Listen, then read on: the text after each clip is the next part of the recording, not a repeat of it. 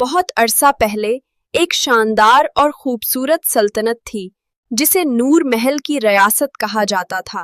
اس سلطنت میں سنہری محل، خوشبودار باغات اور چمکتے فوارے تھے۔ وہاں کے لوگ بہت خوشحال تھے کیونکہ ان کا بادشاہ انصاف پسند اور مہربان تھا۔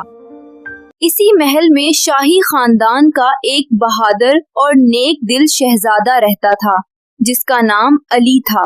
شہزادہ علی نہ صرف بہادر تھا بلکہ بہت نرم دل بھی تھا۔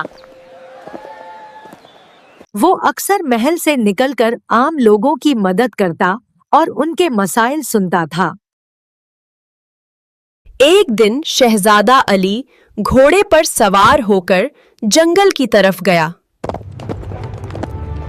وہ جنگل بہت حسین تھا جہاں رنگ برنگی تتلیاں اڑ رہی تھیں اور درختوں پر چمکتے پھول لگے تھے۔ اچانک شہزادے نے دیکھا کہ ایک خوبصورت لڑکی جھیل کے کنارے بیٹھی ہے۔ اس کے آنکھوں میں عجیب سے روشانے تھے۔ وہ دراصل ایک جادوئی سلطنت کی شہزادی تھی جس کا نام مرہا تھا۔ شہزادی مرہا ایک نہایت خوبصورت، بہادر اور مہربان دل لڑکی تھی۔ وہ اپنی سلطنت سے دور اس جنگل میں آئی تھی کیونکہ اس کی ریاست پر ایک ظالم جادوگر نے قبضہ کرنے کی کوشش کی تھی۔ جب شہزادہ علی نے شہزادی مرہا سے بات کی تو اسے اس کی بہادری اور نرمی بہت پسند آئی۔ دوسری طرف مرہا کو بھی شہزادے کی سچائی اور ہمت بہت اچھی لگی۔ ڈھاہستہ ڈھاہستہ دونوں کے درمیان ایک خوبصورت دوستی قائم ہو گئی۔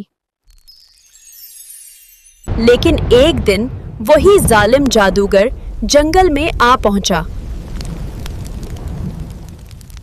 اس نے شہزادی مرہا کو پکڑنے کی کوشش کی تاکہ وہ اس کی جادوئی طاقت حاصل کر سکے۔ شہزادہ علی نے ہمت سے کام لیا اور جادوگر کا مقابلہ کیا۔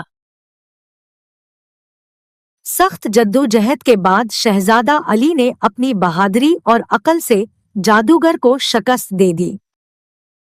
ٹرانسکرپشن: جب خطرہ ختم ہوا تو جنگل میں روشنی پھیل گئی۔ مرہا نے خوش ہو کر شہزادہ علی کا شکریہ ادا کیا۔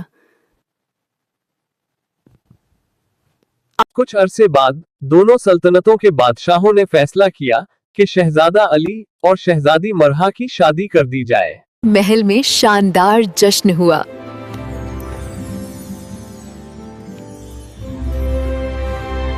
اور یوں شہزادہ علی اور شہزادی مرہا محبت، بہادری اور نیکی کے ساتھ اپنی سلطنت پر حکمرانی کرنے لگے۔ Fireworks lit up the sky, music played, and the entire city rejoiced.